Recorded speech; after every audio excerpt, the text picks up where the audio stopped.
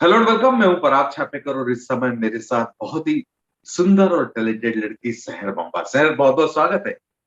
Thank you so much. सहर, आप वाकई बहुत सुंदर दिख रही है। हाँ स्वीट, थैंक यू।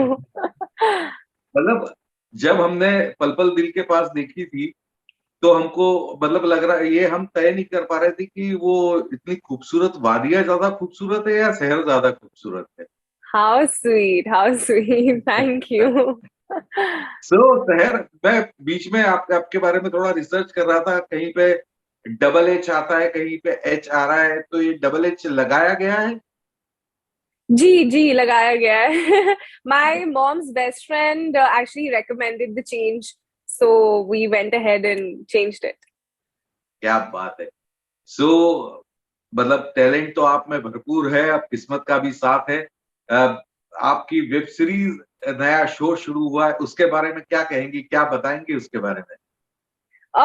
मुझे बहुत ज्यादा खुशी हो रही है क्योंकि ये एक ऐसा शो था जो मुझे बोला गया था that I will be the poster face for it. तो वो सुन के मुझे लग रहा था, वो थोड़ी एक्सपेक्टेशंस मुझे लग रहा था कि काफी हाई होंगी शो से, बिकॉज ऑल्सो ये बुक रह चुकी है, it's an adaptation of this novel जिसकी ऑलरेडी एक फैन फॉलोइंग है। तो to live up to the expectations of the fans of the book, वो मुझे थोड़ा I was a little nervous before the release of the show, लेकिन इतना अच्छा रिस्पॉन्स मिला है, इतने अच्छे रिव्यूज आए हैं, so I am just very grateful to everybody who is loved the show. क्या बात। तो सर, जब ये कैरेक्टर आप बना रही थी, किस तरह, क्या दिमाग में चल रहा था, क्या थॉट था कि इसको किस तरह से खड़ा किया जाए, कैरेक्टर को, क्या प्रोसेस रहा आपका। Mera process, so we had two directors on the show. We had Habib Faisal and we had Tarun Mansukhani. And initially, it started with Habib sir and myself मैं doing आपसे lots एक of. Request करूंगा कि थोड़ा हिंदी ज्यादा रखें। जी sorry sorry.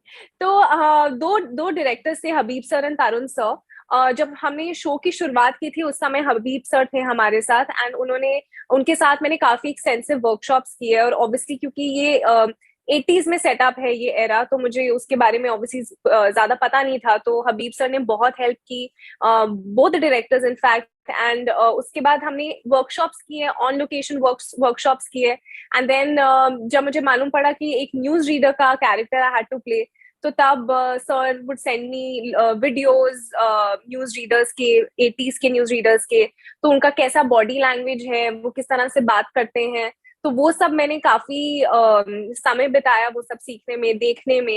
And so the credit I think goes to the both the directors of the show, from to, उन्होंने मुझे मदद किया to understand the era, to understand my character better. तो सर मतलब एटीज की बात, मतलब आप आपके लिए, आपकी जनरेशन के लिए लगती कि एटीज का एरा, हमारे लिए तो part and parcel of the life था वो। तो, तो मतलब क्या फर्क लगा आपको कि एटीज का एरा को किस तरह से डिफाइन करेंगे आप। तो जब मैं शूट कर रही थी मुझे बहुत वो एरा, मुझे एक ऐसा एरा लगा कि टेक्नोलॉजी इतनी नहीं थी, तो लोग आपस में बातचीत ज्यादा करते थे, बॉन्ड ज्यादा स्ट्रांग थे, डिनर टेबल पे अगर बातें होती थी। और अब आई फील लाइक टेक्नोलॉजी इतनी एडवांस होगी कि हर कोई अपने फोन पे होता है, घर पे भी, डाइनिंग टेबल पर भी। तो वो मुझे उस एरा की सिंप्लिसिटी एंड थोड़ी कम टेक्नोलॉजी मुझे बहुत पसंद आई। एंड आई फील वो एक स्टार्क डिफरेंस मुझे दिखता है उस जनरेशन में और इस जनरेशन में, और उस एरा में और इस एरा में, जो अभी it's all about technology. And वो कहीं ना कहीं हम एक दूसरे से बातचीत करना भूल गए हैं, इज व्हाट आई फील। सही बात है। मतलब फेसबुक पे हजारों फेसेस है, लेकिन आसपास के फेसेस देखने का भी टाइम नहीं है। जी जी बिल्कुल। सो सर, ये तो अब आपकी ऑन एयर हो गई है और लाइव हो गई है वेब सीरीज।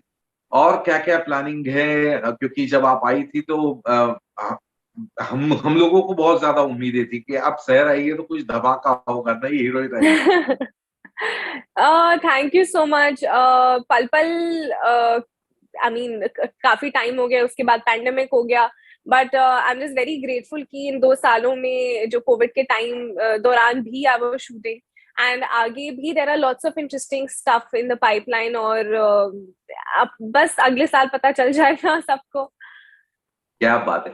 तो सर आपका, मैं ऐसे ही पढ़ रहा था और मुझे लगा कि यार सबसे फेवरेट एक्टर जो है वो सलमान खान है। तो हाँ।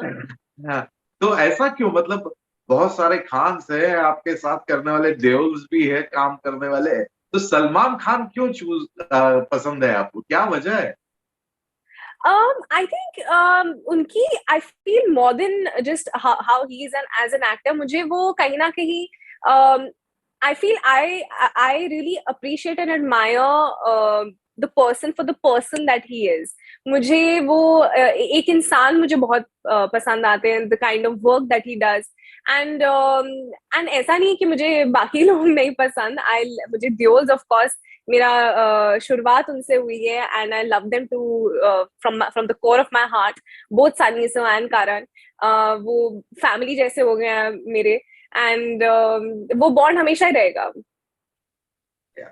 तो ये जो कोरोना पेंडेमिक का टाइम है, अभी तो खैर आप बहुत छोटी हैं, तो ये 2 साल का वक्फा करियर के हिसाब से बहुत ज्यादा मायने नहीं रखता है जाना, लेकिन फिर भी किस तरह का बीता है ये समय? मैंने एम्पायर साइन किया था निखिल अडवाणी जी के साथ.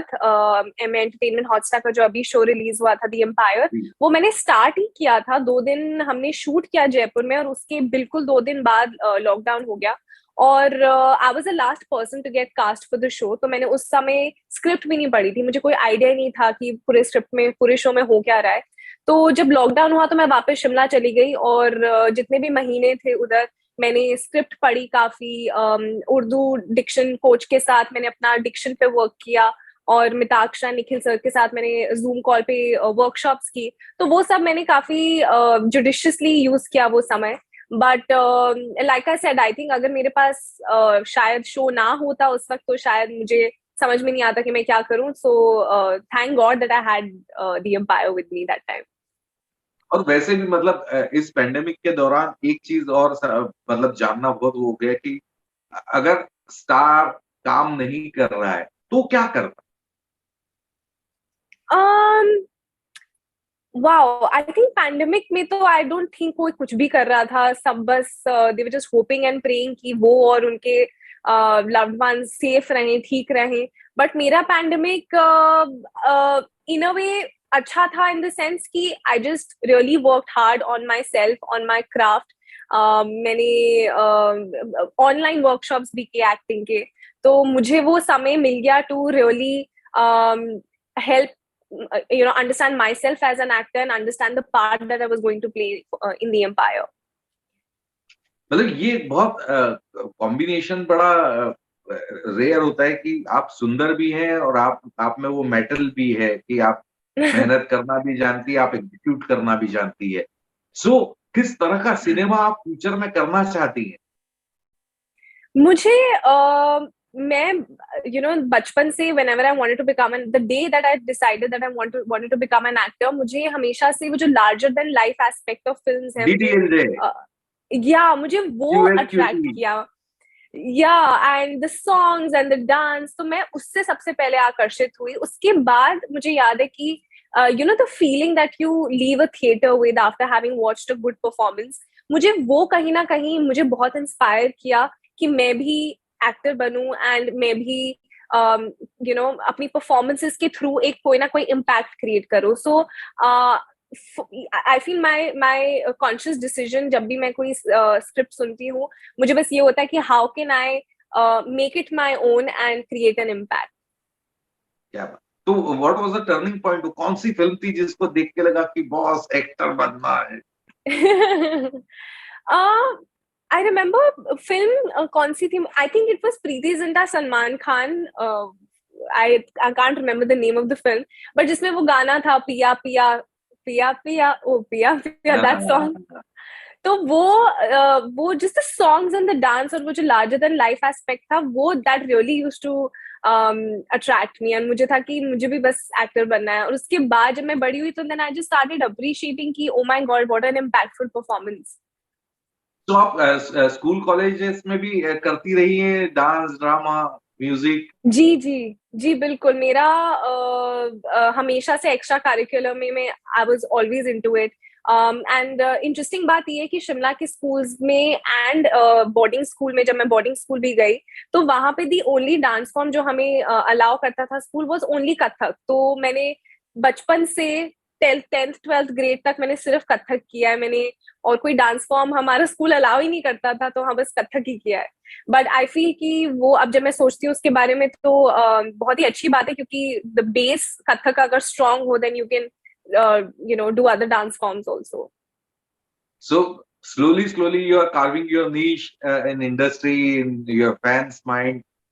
अब जैसे जैसे एक सुंदर लड़की और हीरोइन होती है, ब्लेसिंग इन डिस्गाइज साथ साथ आती है, फिर आपके अफेयर्स जुड़ने लगते हैं लोगों के साथ अखबारों में, तो उसके लिए भी प्रिपरेशन है दिमाग में?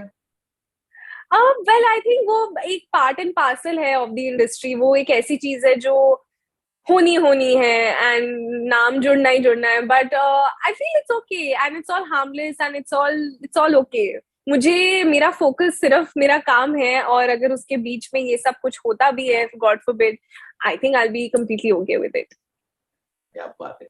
तो सर, आप ऐसी मुस्कुराते रहें, खुश रहें और अच्छा अच्छा काम करती रहें। God bless. और अभी बहुत समय बाकी है, अब हम आने वाले कई समय तक इंटरव्यू कर सकते हैं, कई सालों तक।